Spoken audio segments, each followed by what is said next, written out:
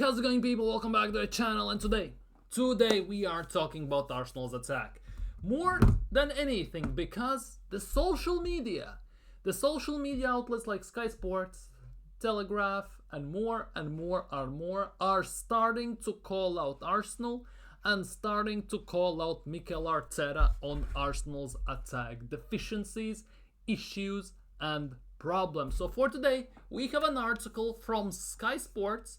We're gonna look at what they're saying and let's try to make some sense of it, and I'm gonna try to share my 2 cents with you regarding Arsenal's attack in general. So smash the like button if you haven't already, subscribe if you are new around here, and leave a comment down below about the thoughts of Gyökeres, Arsenal's attack, and can we win the Premier League? That is the big one. So let's get straight into it. And basically, Arsenal have not won the Premier League title for 22 years, and is it starting to show? The pressure of ending a long wait to win the Premier League appeared to take its toll as Mikel Arteta's side were beaten 3-2 by Manchester United at Emirates. I'm still pissed off by that one, by the way.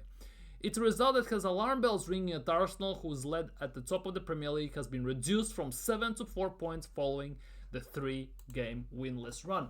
And that is a big issue. Arsenal's attack has not been, let's just say, firing for the whole season in Premier League. Let's be real, because you have some off games where we beat Leeds 5-1 and stuff like that, but overall it's been very slow, very pragmatic, passes sideways, backwards.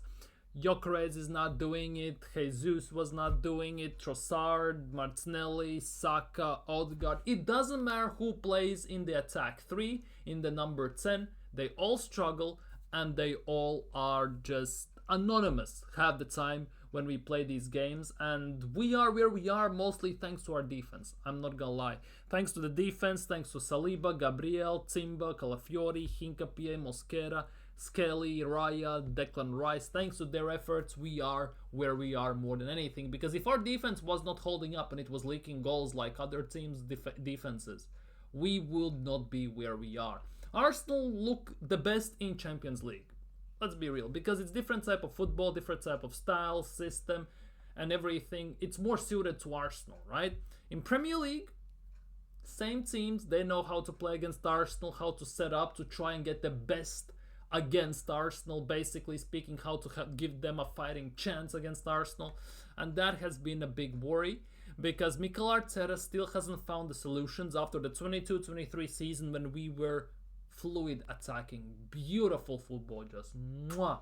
And right now, well, we are straight opposite of that, right?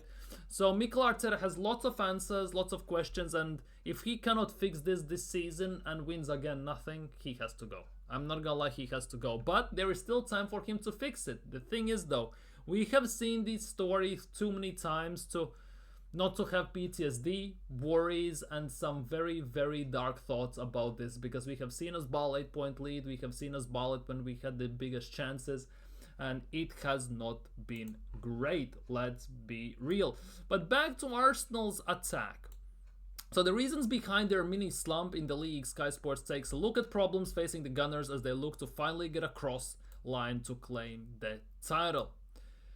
If Arteta and his men are feeling the pressure in January already, what will they be like in April and May if they are still trying to get over the finishing line?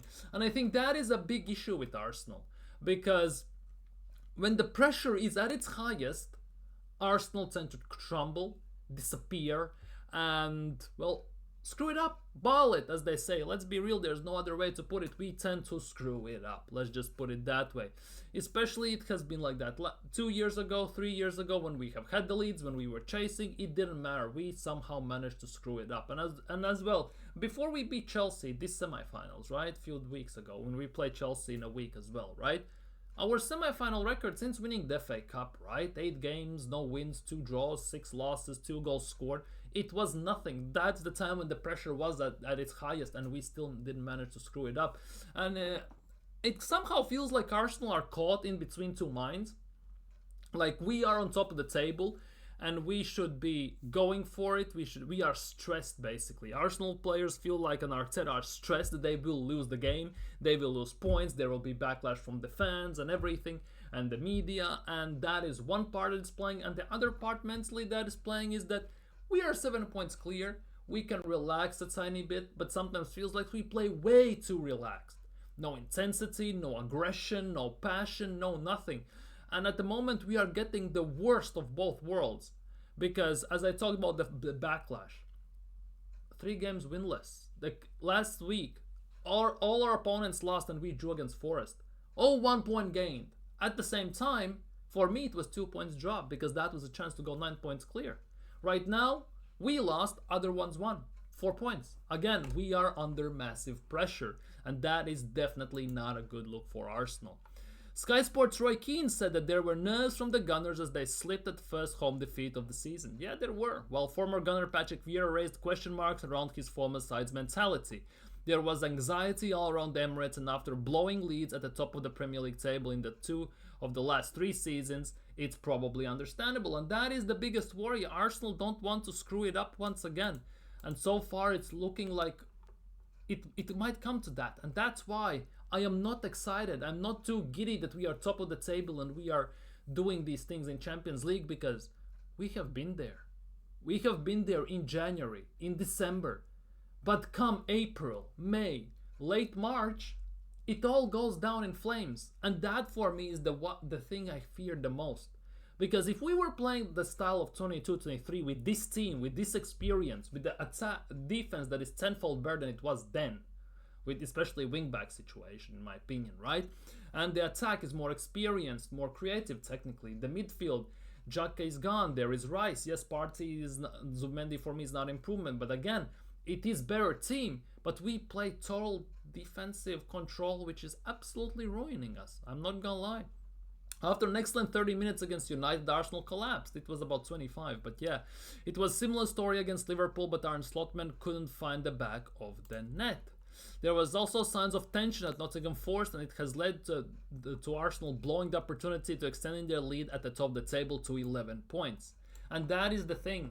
Arsenal at this stage, based on how this season has gone, how inconsistent our opponents have been, and arguably how somewhat consistent we have been despite these poor performances, we should be 12, if not 15 points clear. We should already have one hand on the trophy, but it's very evident that that something is going wrong. Instead, Man City and Villa are now lurking, just 4 points back. Yeah, one loss and it's all down the drain. Next few weeks will certainly show us whether this is just a blip or something more sinister, and that is the biggest thing. It's not one-off, this game against United. We just have basically sometimes bumbled our way, stunk our way through a game where we get the points, when we get the win, especially against Wolves, for example. Remember that game when we didn't do almost anything? And Wolves scored 3 goals, 2 own goals, and we won the game. Owen Goles, by the way, is on 4 goals. And this is the biggest worry. This is the biggest worry. Arteta needs to get his attack firing, and this is the biggest worry. Bukayo Saka has 0 goals in 13 appearances in all comps in last ones. Gyökeres, non-penalty goals in last 11 Premier League appearances. Martinelli has 0 goals in last 13 Premier League appearances. Madueke has 0 in the last 25. That's more than half a season. And Trossard has 1 in the last 11 in all comps. And this is our attack. And this is our attack. Our wingers, our strikers that are not firing. And this is due to the reason that we don't take risks. We play very safe, predictable type of football where we much rather pass it back to retain possession rather than give a risky through ball, like a thread the needle type of pass, to send the player out in one-on-one when someone is making a run in behind, to create some kind of chaos in the attacking areas to try and score a goal. And that has been one of the biggest issues. We are too stagnant, too pragmatic. It's like we are boxed in and we are not allowed to take the shackles off and break out of that box. And that all comes down from Mikel Arteta. There's nobody else at the end of the day. Yes, players should take some fault, but definitely Mikel Arteta also should be taking massive, massive fault. And this is the thing. Trossard, non-penalty goals 5 by Arsenal forwards. Premier League this season, by the way. Trossard 5, Gyökeres 3, Saka 3. Look at the minutes, by the way. All like Jesus has 1, Martinelli has 1, Madueke nothing, obviously Havertz nothing, and Nanush also is nothing. Apart from set pieces, no one is scoring consistently for Arsenal in the league as they struggle for fluency. And that is the biggest thing. Set pieces have been our saving grace throughout the whole season. Set pieces are part of game, so I'm not getting mad at that. Set piece again, ole ole, and you know all the drill, right? But at the same time, already in the beginning of the season, I said this, that set pieces can only take you thus far. At some point, they're gonna dry up, and the open play goals will have to come. And so far, it feels like we are at this place where we don't score set pieces as consistently as we did in the beginning of the season. And the open play goals have, well, kind of feels like they're dried up because sometimes we barely create 2-3 chances a game, right? And even when we do it, we fluff it, we don't score. So, yeah, we are in this impasse where if it doesn't get resolved and fixed within the next game or two, especially before Leeds, I think we must prepare for Leeds, because Leeds at Ellen Road is a tough cookie to crack, and Arsenal tend to struggle there at times when we go there. We could be in a very, very dark situation with Arsenal at this stage. Arsenal is not one Arsenal. There is not a single Arsenal player in top 20 Premier League goals this season, and that is a big worry. Big worry. Proportion for non-penalty goals scored by forwards. Look at Arsenal, 37% above Wolves and Newcastle. Relegation form, basically. And if you look at the top, right, there's Bournemouth, Sunderland, Fulham, Liverpool even, and it's nuts. And that is in stark contrast the Champions League, where the Gunners have not... We don't have the same issues in Champions League as I said in the beginning of the video. We have scored 18 goals in 7 matches. Almost none conceded as well too, I think. Yeah, 2 goals conceded. Scoring 3 past Bayern Munich and Inter Milan, hitting 4 past Atletico Madrid, you know. And that is a big problem. Obviously, European football is kind of more suited for Arsenal, I'm not gonna lie. The question is why Arsenal are struggling for goals. An argument is the team's attack against Arsenal more in the Champions League. Yeah, true, that is true, leaving likes of Saka, Odegaard, Josar more space, but many will point out perceived safety first approach deployed by Arteta, and that is the thing. Safety first is the approach with Arsenal. Because unfortunately, we play it for the safe option, to retain possession, not to lose it, not to get countered, and not to screw it up at the end of the day. It feels like we are afraid to make a mistake because we will, players, to be honest, will be under a lot of scrutiny by Mikel Arteta. Only the basics, nothing more, nothing fancy. Let's be real. And it's not worked for Arteta so far, with his side still in a healthy position at the top of the table. True, but how he strikes the right balance going forward, that will be crucial. And do we have a problem with Odegaard? Yes, we do, in my opinion, definitely. So often a key component, used to be, not anymore. Again, he goes not just missing in Man United, he goes missing in the most of the big games. Most of the big games he disappears, goes missing, goes AWOL, and everything. Look, Arsenal goals scored and expected goals, rolling 3 games average in the Premier League this season. See? Expected goals 1.7, scored 1.33, so basically the same. Expected goals 2.71, scored 3, right? And then look, expected 1.27. So technically we are underperforming, but we are also overperforming, because lots of those have been set pieces. Those have been goals from from penalties, own goals, and everything. Look, expected goals 1.75, we scored 3. Like, this is definitely a big issue. Eze is not playing as well. The question is, can Arteta make it right? Can Arteta make it right? Because we are slowly but steadily already pretty much in that time when end is near. It's getting to crunch time. And the sooner we get some answers, the sooner we fix this up, the better it's going to be for us. But it's looking very dark. Arteta has come out in an interview and said that we're going to play attacking, inspiring football right before the Kairat game. I'm not going to lie, don't give a damn about Kairat game. Do this against Leeds away. Do this on about 5-6 games back to back in Premier League against these teams who park the bus.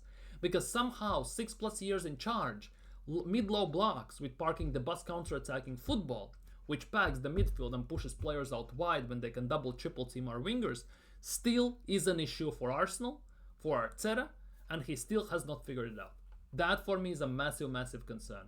And if it doesn't get resolved, it could be another disastrous season.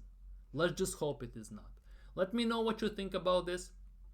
Hope you enjoyed the video. As I said, like the video, subscribe if you're new, and see you guys very, very, very soon. Peace.